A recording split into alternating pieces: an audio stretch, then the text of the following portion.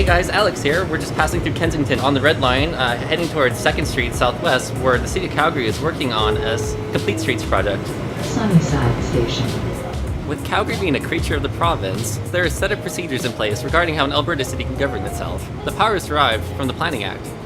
Within this power structure, the 2nd Street Southwest Complete Streets project directly falls under the local area plan.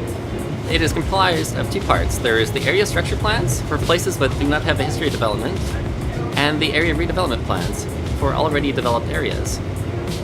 With the Beltline being one of the oldest and most central neighborhoods in Calgary, this project specifically follows the area redevelopment plan.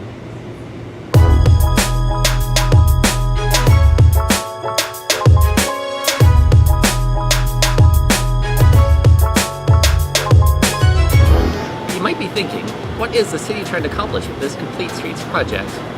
The city wants to improve cycling options by upgrading the cycling infrastructure along the entire length of the road. This is to better connect the cycle track network and the various pathways, including the Elbow River pathway. The city also aims to enhance the pedestrian realm through traffic calming and safer crossings. Let's head over there now.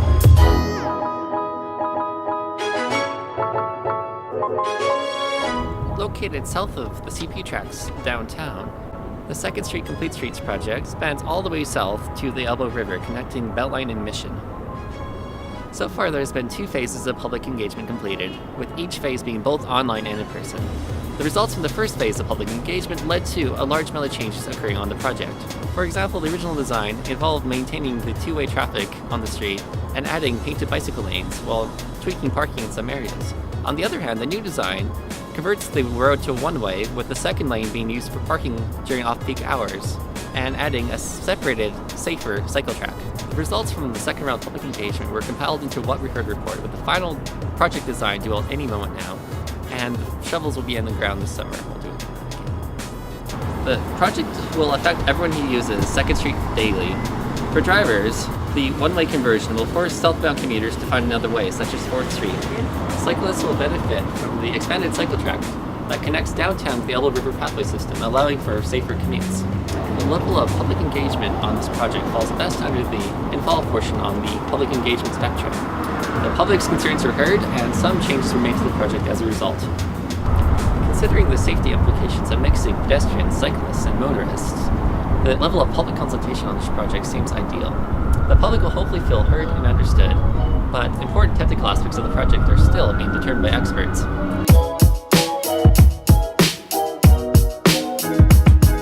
With such significant changes, stakeholders in the area naturally had concerns.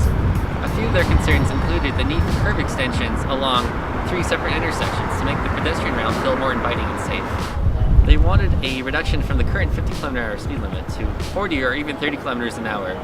They found speeding to be a problem in the area, especially in the school zone, and a reduction in speed limit would help make the area feel safer. Stakeholders felt the proposed painted bike lanes were not sufficient. They preferred separated bike lane, such as the one behind me, in order to feel safe. As a result of the stakeholder feedback, the city made some changes and brought forth phase 2 of public engagement. The changes included 5 new curb extensions along the busiest intersections. The speed limit was reduced to 40 km an hour, and a cycle track was brought in to replace the painted bike lanes.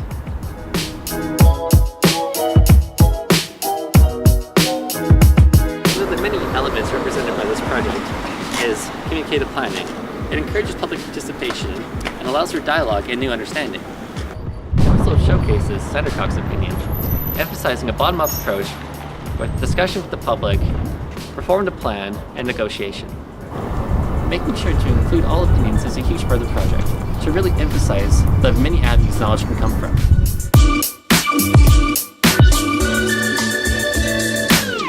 As we explored in class, planning is a political process. The 2nd Street Complete Streets project incorporates Dahl's 5 principles for effective pluralism. Principle 1, control of the agenda. The city set up a plan in which the public was able to participate through engagement. For Principle 2, inclusiveness, the city set up in-person engagement as well as online sessions for those who are unable to attend the in-person events. For Principle 3, enlightened understanding, the stakeholders were able to inform the city of local contexts, and the city was able to inform the stakeholders of project limitations. For Principle 4, effective participation, there was equal time and opportunity to discuss opinions and reform the plan slightly and accordingly. For Dahl's final principle of voting equality, Each comment and response was compiled in the What We Heard report, meaning that each comment and response was equal and valuable. Now winding down here on the southern gateway of the project, we've seen how the local stakeholder input has shaped the project through the added separated cycle track, added curb extensions, and reduced speed limit.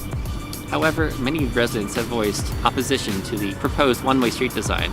Perhaps their continued input will shape the final design and restore two-way traffic to the site.